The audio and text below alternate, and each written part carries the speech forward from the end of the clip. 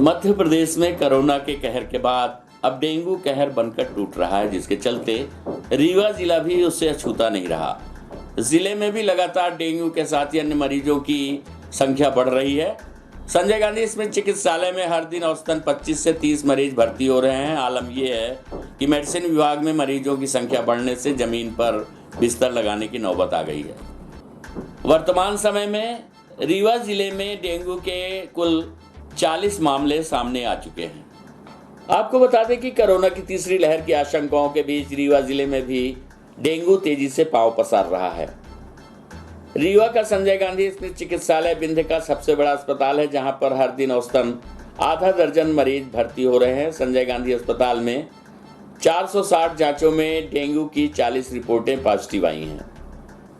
आपको बता दें कि जिस तरह से डेंगू के मरीज बढ़ रहे हैं, उसको देखते हुए डेंगू को नजरअंदाज करना महंगा पड़ सकता है। शुरुआत में सामान्य सा लगने वाला ये बुखार देरी या गलत इलाज से जानलेवा साबित हो सकता है। संजय गांधी स्मृति चिकित्सालय में रीवा के साथ ही सतना, सीधी और शहडोल जिले से भी मरीज इलाज के लिए आ रहे हैं।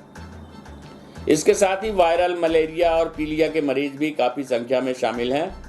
मेडिसिन विभाग में मरीजों की संख्या बढ़ने से जमीन पर बिस्तर लगाने की स्थिति आ गई है।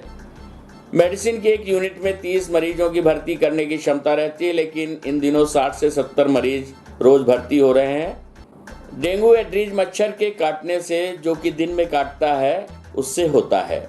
इस बीमारी से मरीज के जोड़ों में बहुत दर्द होता है और शरीर में चकत्ते भी निकल आते हैं। विशेषज्ञों का कहना है कि इस बीमारी में दर्द निवारक दवाओं का सेवन न करें, इससे प्लेटलेट और कम हो जाते हैं। सिर्फ पैरासीटामोल का ही उपयोग करना चाहिए। हालांकि इसके लगातार बढ़ते मरीजों को लेकर सरकार भी चिंतित है और लगातार इसके रोकथाम और इलाज के पुख्ता इंतजाम करने के लिए सभी कलेक्टरों को निर्देश भी दिए गए हैं।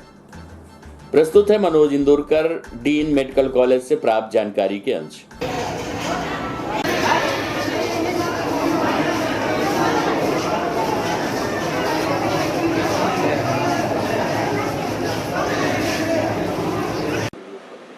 वर्तमान में अगर हम 3 माह का देखें तो ये जो डेंगू का जो सीज़न होता है वो जुलाई, अगस्त, सितंबर में मैक्सिमम होते हैं और अक्टूबर तक के भी जा सकते हैं। तो अभी वर्तमान में हमारे यहाँ पर 25 से 30 पेशेंट प्रतिदिन जो है बुखार और जिन लोगों को जोड़ों में दर्द, कमर दर्द, इससे संबंधित भर्ती होती है। तो हमारे डिपार्टमेंट माइक्रोबायोलॉजी में इसमें टेस्ट की सुविधा है, जिसमें हम NS1 एंटीजन और एंटीबॉडीज टेस्ट करते हैं। इस दौरान करीबन 460 टेस्ट किए गए हैं और जिसमें 33 लोग पॉजिटिव पाए गए। तो इसमें जहाँ तक दवाइयों का सवाल है, इसमें मुख्यतः जो सिम्टोमेटिक ट्रीटमेंट दिया जाता है और मुख्यतः पैरास्टामोल हमारे पास उपलब्ध है, वो पैरास्टामोल की दवाइयाँ इन्हें दी जाती है। दूसरा, इनकेस अगर किसी को प्लेटलेट कम होगा तो प्लेटलेट देने की आवश्यकता पड़ती है। अभी इसमें ऐसे कोई भी ऐसा गंभीर मरीज जिसकी मृत्यु ऐसा नहीं हुआ है। कई बार डेंगू शॉक सिंड्रोम, जिसमें कि डेंगू के मरीज का ब्लड प्रेशर एकदम कम हो जाता है, प्लेटलेट कम हो जाती है, वो हमको देना पड़ता है। तो कुछ ही पेशेंट में प्लेटलेट जरूर कम हुआ है, लेकिन वो सामान्यतः दवाइयों से ठीक हो गया है। क्योंकि बचाव के लिए सर क्या?